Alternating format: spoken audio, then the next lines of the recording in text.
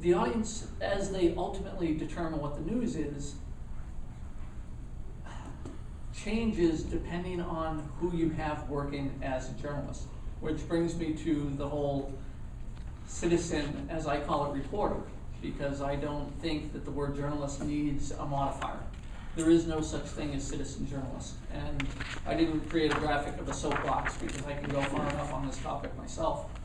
But I mention this because the practice of people waving a flip cam around isn't journalism. Anything and anyone can record video. Right here, I mean, put a flip cam on your cat. Even if it's live streaming, it's not journalism.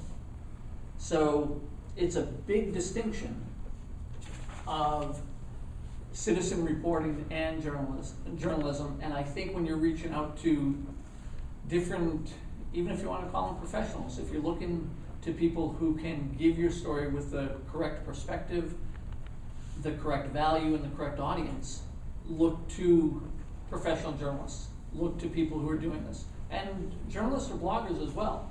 But the value you get is that perspective. They know what their audience is looking for, so make their job easy. If you want in, you just have to learn these rules. Don't give us a crappy story like a ribbon cutting. If you can tie it to a real story, then that's great. But this was, I think, AirTran was opening a gate, and they had a full-on ribbon cutting. And I was like, that's not news, but you know that they sent out releases to everyone in the media because they wanted to get some coverage for that event. Someone in management said, hey, we have to have this. And you guys are constrained by that. You're handcuffed by that to a degree because people have budgets. They're going to write you a check and they'll tell you what they want you to do. If you want to make the money, you should just do what they want to do. Go ahead. What's the value of the newsroom or the press room on a website that's geared to the real journalist and not necessarily to everyone else who might visit the website? Is that? I think there's some value there, definitely. And I use it more so when I go to events and I'm talking with different companies. So if I go cover the Consumer Electronics Show in Vegas, I'll find out who I want to do interviews with, but then I'll do my research on that press room, find out what other people have written, and then find a derivative story idea based on what's already gone out there. They'll put their releases there as well, like we were saying before, they'll put all their stuff up there. But I want something new, because I'm not going to get TechCrunch to grab a story of mine if everyone's already written it, or if it's already there. But if I can find a new angle on that, that's great. Go ahead. Well, sometimes I want to make sure that we have a release that's posted in the newsroom for later. Yeah. Archiving and for that kind of research. Yeah. Is that? That's fine. Mm-hmm. I mean, it's your property on that site anyway, so you can do with it as you please. Google's going to index it. It's going to show up when people do searches of your company. Mm-hmm. It may not be full-on real news, but from a practical standpoint, yeah, put stuff out about your company that's positive wherever you can. It's just a matter of whether you get coverage. Yeah, whether anyone's going to jump off of that or believe it. And people are dumb. They are. I'm not smartest or dumbest or whatever the term might be, but people believe what they read. It shows up somewhere on a website and people believe it.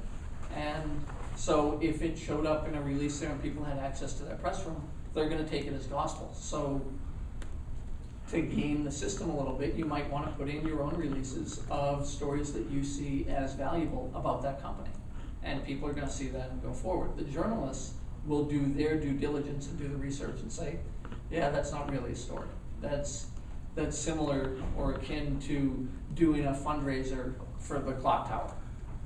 But they do get a bit about what has this Right, they do. They us. get some history. They know who the players are. Mm-hmm. I use the press area on different sites mostly to get contact info, because stuff that's put up there as a release always has the contact up top or has info about every company down the bottom. I mean, the format hasn't changed in 100 years. So I can go there and say, hey, if I want to learn more information, or I want to know who can connect me with someone who can give me some quotes, that's what I do. I don't typically read the full story. I just get the gist of it and then find out how to contact certain people. My last question. Sure. So are journalists going to the press rooms less? They than are, going to the- well, Mhm. I can't speak for all journalists. I mean, I can do the generalization and say the smart journalists are using everything out there Mhm. to create good stories. And they're using every social tool that they can to research and actively listen and communicate. They're also using traditional means. They're going to press conferences and sitting there and asking good questions. But like anyone else, nobody has enough time to do all this stuff. And if you make it easy, if you make a press room that's up there that doesn't require them to send you an email to get a password to sign in, that's better than putting up a little wall that only qualified journalists can get to, Mhm. which I guess sends me back a little bit because I feel very strongly about qualified journalists only being allowed to cover certain events. And CES this year just did away with the blogger class of people covering the event. They canceled that entirely.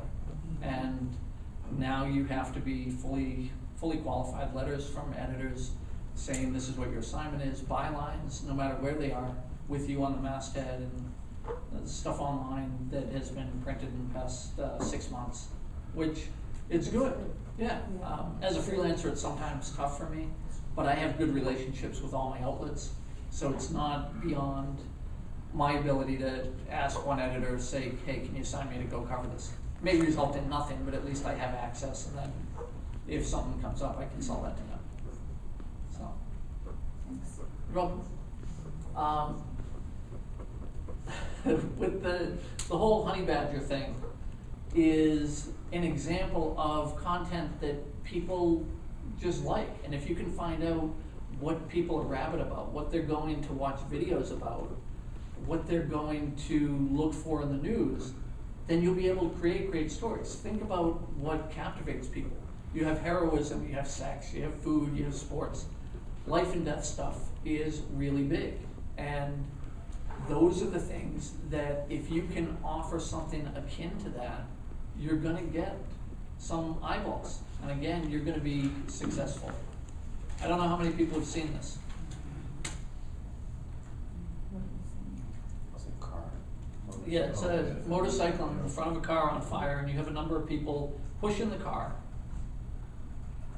And now everyone's getting around the car, lifting it up, and then someone's gonna come in and drag out the motorcyclist who is under the car. Sorry about the ads, I tried to click them out. They're dragging the guy out. Now this video isn't journalism. This is just someone taking a video, it's reporting. But what is journalism is we'll do the top 10 in 1 sec, is the approach that journalists took after that story broke. They went and found the guy. The guy lived. He's fine. He's in the hospital. They were doing interviews with him. They were doing full-on research on how the accident happened, why he wasn't wearing a helmet, what the whole deal was, and they interviewed all the people who helped lift the car. And that's the whole journalism thing. You see an event happen and you want to go forward and make the most of it that you can.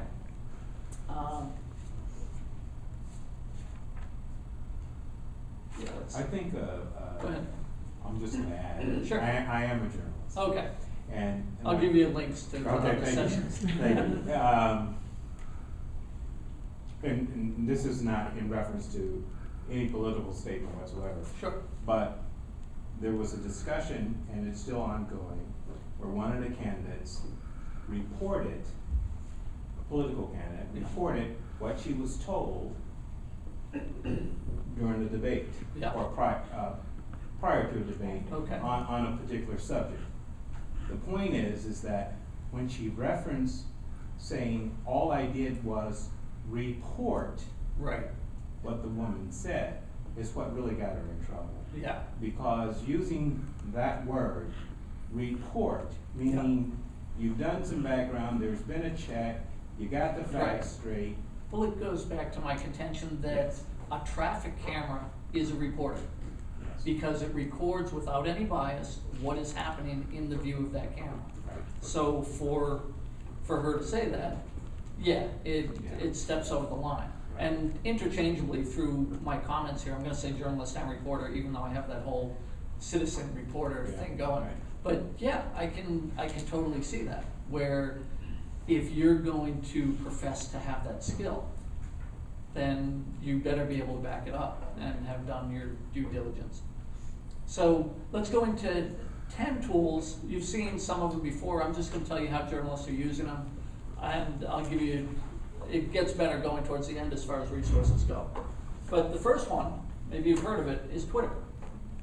Journalists are actually using this more than you could believe. And I say that because, let me just go to my home thing and go to my mentions. I sent a tweet out at like 7 o'clock this morning about asking people just to answer me with the word yes if they're using Twitter as a journalist. And as I scroll down, I think we get a handful of yeses. Yeah, there we go. We get a handful of yeses a couple hours ago on journalists who are out there on a Saturday morning listening to a Twitter stream. And because I cover so many different things, I don't have a ton of journalists following me. I do have some where I'm covering and giving sessions on social media. But they're out there listening, so they're looking for the word journalist. They have searches set up for that. The other thing is knowing how to use Twitter, the search.twitter.com tool, which allows you to find out what's happening within a couple miles or a mile of a zip code. Just in your local area, you can search for mentions of certain things that are going on. And it's amazingly helpful for someone at a certain news outlet because they're covering their neighborhood. Everything is hyperlocal now. They want to be covering a city or a neighborhood, and that gives them the power to do so. And they can listen out there to see exactly what's happening around them. Essentially, if we were to tweak remember the ribbon cutting thing, if we were running that ribbon cutting and we wanted some journalist attention about that, maybe we use it ourselves or as PR people to send a tweet out saying, opening a new Atlanta cancer center today, person cutting ribbon is the first patient at the old center. Want to attend? That's it. That's all you have to send out there. And in 131 characters, you send something out that's interesting to someone who might be covering the area. And you can send that at someone or just send it out and see who responds. Go ahead. How much is too much for a journalist? I'm in PR. We send the email, the Twitter, Facebook fan page. I think, How much is too much? And what are they really? well, it depends. listening to? Depends what they're comfortable with, really. And what I'll do my little 10-minute tip right now. What I tell every group that I train, every journalist, every newsroom, every outlet I go to, I'll go in there and say to them, you don't have to use these tools if you don't want to, just be aware of them, figure out how they work. But if you are going to use these tools, get yourself into a routine. It's almost like a workout routine or a diet or whatever. Every day, bring your coffee or your tea to your laptop or your desktop, sit down for 10 minutes, and don't let anything else bother you. Don't look at email. Go online, look at your RSS feed, look at your Twitter stream, look at your searches, go look at your Google alerts, and then do searches based on what you think you're covering that day. Even before you go to your whole editorial meeting for the day, your whole editorial scrum. And then after 10 minutes, if you didn't get anything from it, go do your job. Go be a journalist again. And the real key to using these tools to get their attention is standing out. Something like a tweet like that might get lost if they had a handful of other tweets or other Facebook status updates that they saw come across the wire. So it's just a matter of, yeah, there can be too much noise, but once you develop a relationship, they're going to be looking for your updates. They're going to be looking for your tweets or your faxes or whatever you're sending over to them, because they know that you're not leading them astray by saying, oh, air try and ribbon cutting, go cover it. because you're not expecting them to do that anymore. You're giving something to them that helps them with their recognition, helps them with their job, makes them more prominent, and then everyone wins. And then everyone's friendly, because when they see you at an event and they go to a conference, you're the friendly marketing person who they've been talking to, and they want to put a face with the name, and they want to say hi, and they want to thank you for helping them maybe win that local award or get the front page story. I think we're in a day and an age where things have to be a lot less contentious than they've been in the past. And I think it's just understanding how each other works.